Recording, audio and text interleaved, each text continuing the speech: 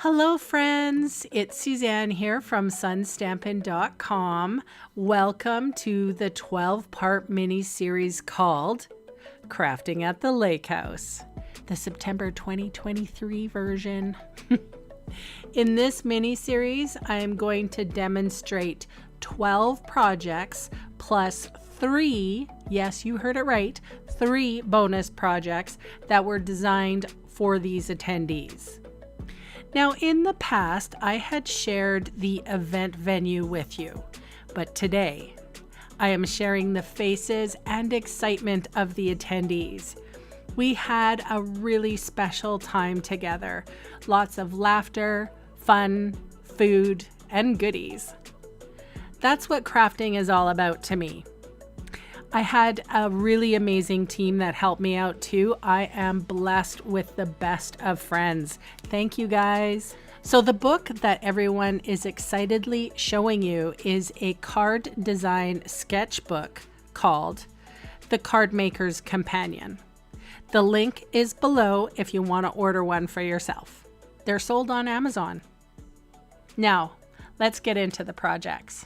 Well, hello, cheeky monkeys. Today's card is going to be featuring the stamp set Joy of Noel. It's a gorgeous stamp set. It comes with quite a large selection of dies, and I think this is like one of those collection ones. There's other stuff that goes along with it.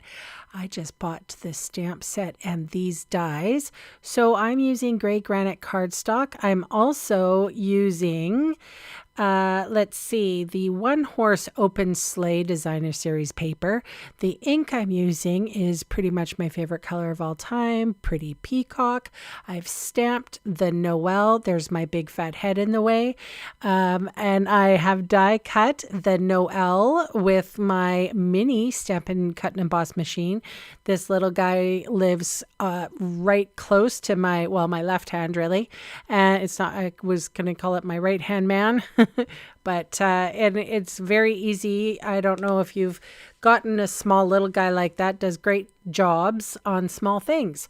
So again, this is the One Horse Open Sleigh. It's the tree motif. I've matted it with a little bit of basic white cardstock. We're going to trim off the ends and we're going to stick it to my card base, gray granite card base right there.